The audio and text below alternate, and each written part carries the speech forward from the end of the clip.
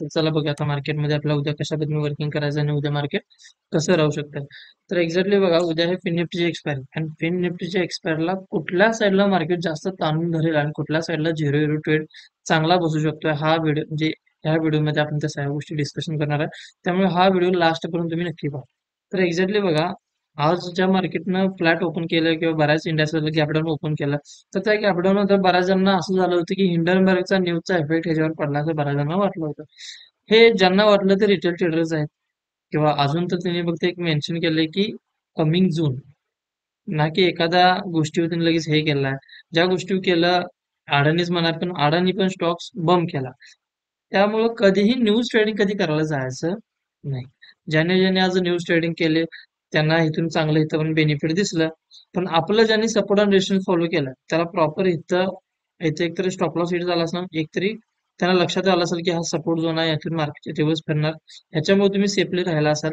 अन्यथा ज्यांनी support and rations काढलंच नाही बरेच जण ह्या रॅलीमध्ये ट्रॅप झाले.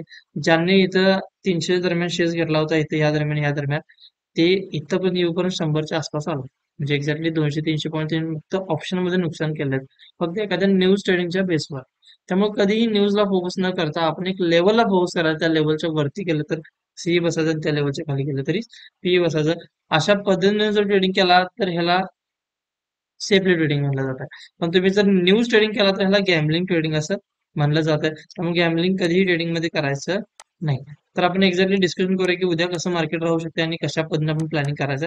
तर एक्झॅक्टली बघा हा एक रेजिस्टन्स म्हणून आता मार्केटमध्ये वर्किंग करू शकतोय. ज्यावेळी ह्या लाईनला ते क्रॉस करेल त्यावेळेला आपण मग आहे सपोर्टला बसू शकतो आणि हे टार्गेट तुमचं असेल. समजा की आपण ओपन झालं किंवा ह्या झोनच्या वरती ओपन झालं तर तुम्ही ह्या दरम्यान कॉल साईडला बसू शकता ह्या दरम्यान. आणि ह्याच्यानंतर मग तुम्हाला आहे तसं 51,170 आणि त्याच्यावरती ह्या लेवल दिसून येऊ शकतात. जर समजा मार्केटने इथं ओपन झालं किंवा ह्या इथं ओपन होऊन जर क्रॉस केलं आणि ही लेवल जर क्रॉस झाली एकदा 50,800 तर तुम्हाला फिन निफ्टी ह्या अँटेसिस मध्ये पण बायर्स स्ट्रॉंग पद्धतीने दिसून येतील. कारण फिन निफ्टीचा उद्या एक्सपायर आहे आणि फिन निफ्टीच्या एक्सपायरीमुळे माझ्या शून्य इथं क्रॉस झालं तर फिन निफ्टी तुम्हाला उद्या सी साईडला दिसून येऊ शकते. त्याच्यानंतर आपण बघूया निफ्टी कशा पद्धतीने वर्किंग करू शकते आणि निफ्टी कुठल्या साईडला चांगल्या पद्धतीने तुम्हाला रॅली देऊ शकते. तर एक्झॅक्टली बघा निफ्टीनं या दरम्यान आपला एक रेजिस्टन्स होता त्या रेजिस्टन्सला जर ब्रेक केलं इथं आपली कॉलची पण पोझिशन होती. एक्झॅक्टली आपलं पहिली कंडिशन कॉलचं त्यानं प्रॉपर सक्सेस केलाय. पुटला पण तुम्ही जर बघितलं तर 90% सक्सेस रेशो आहे. 213ला आलाय आणि फक्त 13 पॉईंट मिस आउट झालेले आहेत आणि 13 पॉईंटच्या मिस आउट मध्ये अपसाईडला कन्वर्ट केलं. ज्यांनी स्टॉप लॉस सेल केला त्यांनी ह्या ठिकाणी पोझिशन सेल केलं असेल तर चांगलंच आहे. ज्यांनी नाही सेल केला त्यांचा या दरम्यान कुठे ना कुठे एक स्टॉप लॉस छोटासा एक 5-10 पॉईंट 15 पॉईंट जर आपल्या एसएल मध्ये वापरत असेल तर छोटा लॉस झाला असणार आहे. आणि जर एसएल मध्ये वापरत नसेल तर मग एक 5-10-15-20 पॉईंट पण बऱ्यापैकी गेले असतील. ओके. तर एक्झॅक्टली बघा आपण डिस्कशन करूया उद्या कसं वर्किंग करायचं. मार्केटमध्ये फ्लॅट ओपन झालं तर कॉलला बसा.